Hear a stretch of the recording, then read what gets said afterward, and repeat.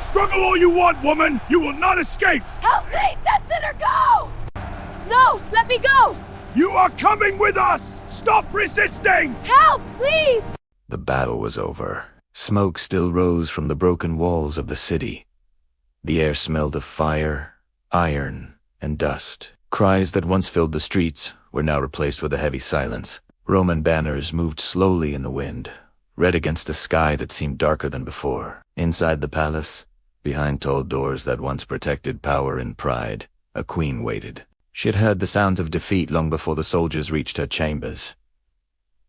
The clash of steel had grown distant. The shouts of her guards had faded. The footsteps in the halls no longer belonged to her men. They belonged to Rome. In ancient times, Rome did not fight small wars. Rome fought to dominate. When Roman legions marched into a land, they did not simply want victory. They wanted submission. They wanted the world to know that resistance would be crushed. And on the night of victory, there was something conquered queens feared more than death. It was not always immediate violence. It was not always instant execution. It was humiliation. For a queen, humiliation could destroy more than her body. It could destroy her legacy, her name, and the memory of her rule. When Roman soldiers entered a palace, they followed strict discipline. They searched room after room, checking for hidden passages, secret doors, and escaping royals. Officers gave orders clearly. No chaos. No confusion. They were not looking only for gold. They were looking for her. A queen was more valuable alive than dead. A dead ruler could not be displayed. A living queen could become proof of Rome's greatness. When they found her, the moment was cold and final. The crown was removed from her head. The royal cloak was taken from her shoulders. Jewelry was stripped away, piece by piece. Each object that once showed power now became war treasure. In a single hour, a woman who had commanded armies and made laws stood powerless before foreign soldiers. That night was long. Often she would be guarded heavily to prevent escape or suicide. Rome did not want its prize to vanish before the celebration. Because for Rome, victory was not complete until the world had seen it. The queen understood something terrible in that moment. Her life no longer belonged to her people. It belonged to Rome's story. The days that followed were filled with waiting. Roman legions did not rush home. They secured territory, gathered spoils, counted prisoners. The captured queen would be kept under watch, sometimes inside her own palace turned into a military headquarters, sometimes in a guarded tent. Outside, soldiers celebrated quietly. Wine flowed, fires burned late into the night. They had survived battle. They had expanded the empire. To them, it was honor. But inside the guarded chamber, the queen faced a different reality. She did not know her fate. That uncertainty was its own form of fear. Some queens tried to take control of the only choice left to them. In history, figures like Cleopatra chose death rather than face a Roman triumph. She understood what it meant to be paraded through the streets of Rome as a defeated ruler. Others never had that choice. The journey to Rome was often slow and public. Prisoners were marched behind the army. Chains were not always heavy, but they were visible. Visibility was the point. As the army passed through towns and villages, people gathered to stare at the captured royalty. Some whispered, some laughed.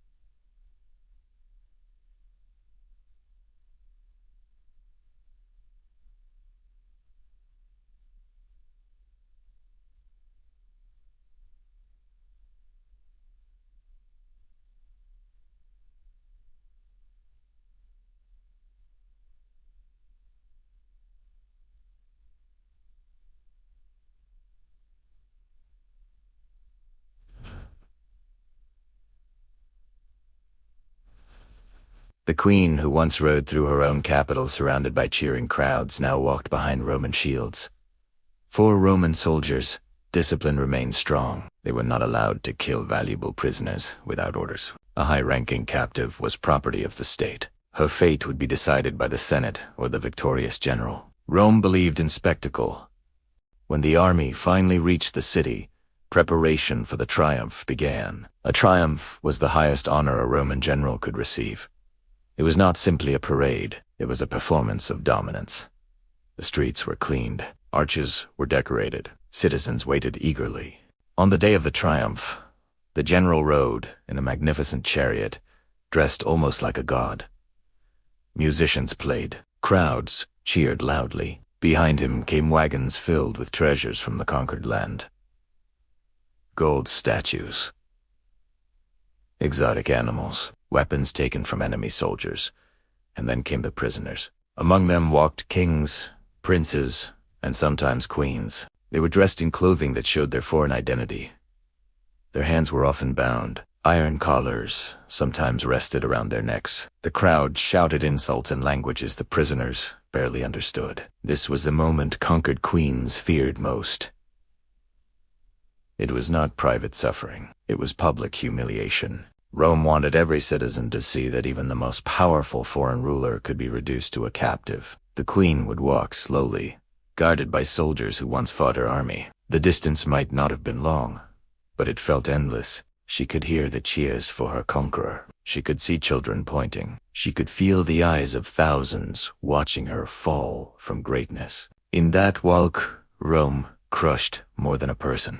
It crushed the symbol of an entire nation. After the parade ended, the fate of prisoners differed. Some were taken to prisons beneath Rome. Dark cells, where light barely entered. Others were held as political hostages, used to prevent future rebellions. A few were executed quietly after the ceremony. High-ranking enemies were sometimes strangled as part of a formal execution following the triumph. It was not done in public view of the crowd, but was understood as a final act of victory. Rome believed mercy could be weakness, yet not all queens were remembered as broken. Boudica, queen of the Iceni tribe in Britain, chose open rebellion against Roman rule rather than submission. When defeat became certain, she reportedly took poison instead of being captured. Her story became one of resistance, not humiliation. These stories spread across the ancient world. Other rulers heard them. They understood what Roman victory meant. The fear was not always about physical harm. It was about erasure. A queen's power was built on respect, on the belief that she was chosen by gods or destiny, on the loyalty of her people. But when she was paraded in chains, that image shattered. Rome used this fear as a weapon. By showing conquered royalty and triumphs, Rome sent a message to every neighboring kingdom. This could be you. The empire did not rely only on swords. It relied on reputation. And reputation was built on nights like these. For the Roman soldiers, the night after victory was filled with pride. They cleaned their armor. They shared stories of bravery. They thought about rewards waiting for them in Rome. For the queen, that same night was filled with silence. She might think about her children. Were they alive? Had they escaped? Would they grow up as hostages in a foreign land? She might remember her coronation day, the weight of the crown placed gently on her head, the cheers of her people promising loyalty. Power feels permanent when you stand at its center, but war proves how fragile it truly is. Many conquered queens disappeared into history after their defeat, their names recorded briefly, then forgotten. Rome's records focused more on the glory of generals than the suffering of enemies. Yet behind every triumphal arch stood untold human stories. A queen in chains was not just an enemy. She was a reminder that no throne is secure forever. Rome's expansion lasted centuries. Its legions crossed continents. Its roads stretched farther than any empire before it. But every great victory carried shadows. In the quiet hours after conquest, before the parade, before the execution, before the prison doors closed, there was a moment when a queen understood that her world had ended. Not with a dramatic speech, not with a final battle cry, but with the sound of foreign boots echoing in her palace halls. That was the night conquered queens feared most, because it was the night they stopped being rulers and became symbols of someone else's power. And in ancient Rome, symbols mattered more than lives.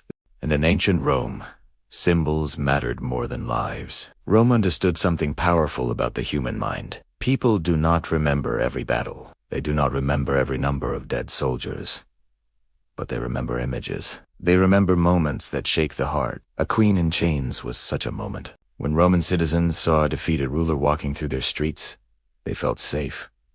They felt proud. They believed their empire could never fall. That belief was worth more to Rome than gold. For the queen, however, that image was a prison stronger than iron. Even if she lived, her story had been rewritten. Rome had turned her into proof of its greatness. Her defeat had become part of another nation's glory. In the days after the triumph, silence followed the noise. The cheering crowds returned to their homes.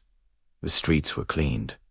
The flowers dried and fell. But beneath the city, in dark stone chambers, the reality remained. The queen sat in a small cell lit by a narrow opening high above her head. A thin line of light moved slowly across the wall as the sun passed each day. Time felt strange there. Hours blended into one another. Sometimes she heard footsteps in the corridor.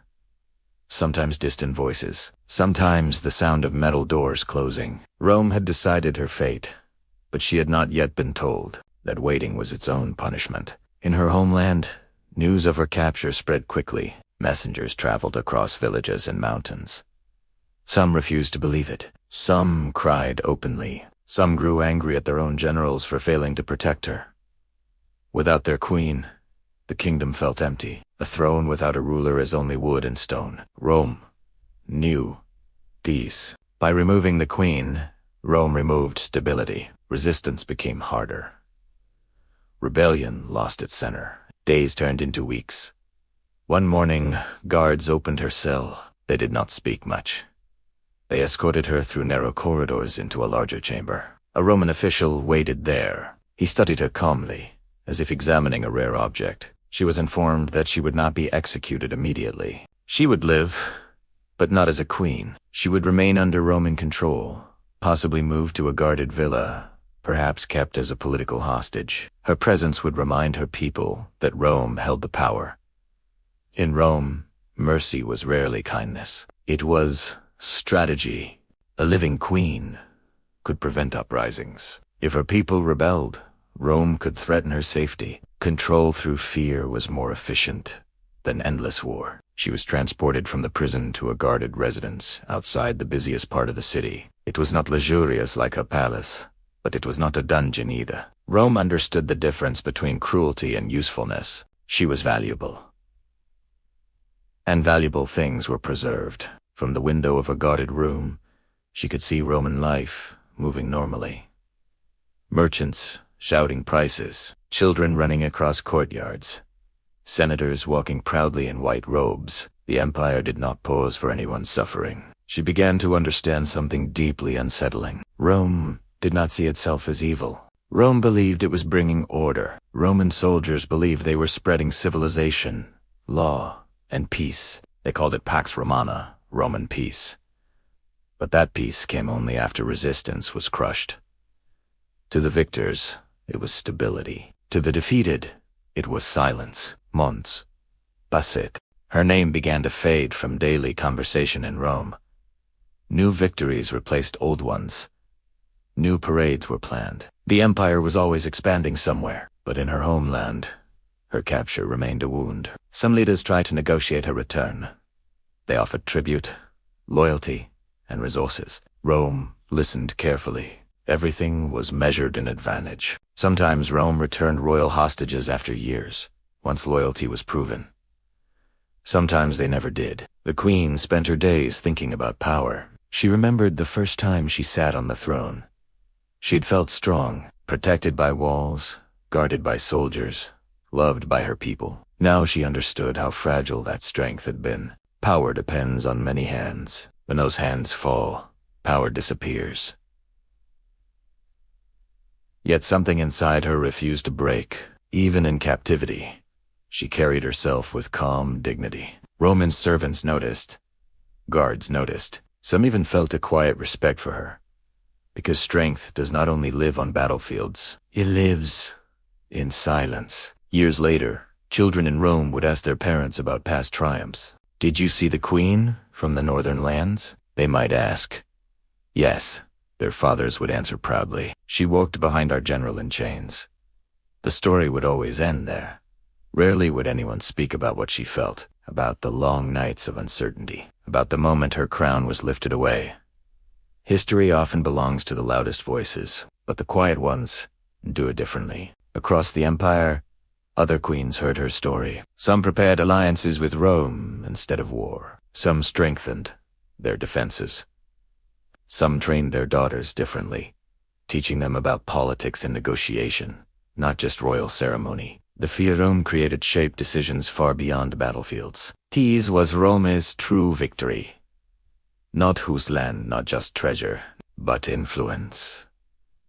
And yet, even Rome was not eternal. Centuries later, the empire would weaken. Borders would crumble, enemies would enter the city itself, and in those future days of collapse, perhaps some would remember that once, Rome had paraded foreign queens through its streets. Power changes hands. Symbols change meaning. The queen who once feared the night of conquest became, in time, a symbol of something else: survival. Endurance, memory. Because while Rome used her image to show death, her people remembered her courage. They told stories of her strength before the fall, of her leadership, of her final walk with her head held high. Empires rise with noise, but dignity survives in silence. And long after the cheers of Roman triumphs faded into history, the image of a conquered queen standing unbroken remained powerful in a different way. Rome believed symbols mattered more than lives, but sometimes a life lived with quiet strength becomes a symbol stronger than any empire. No! Please, I beg you! Your fate is sealed! Struggle all you want! Mercy, have mercy!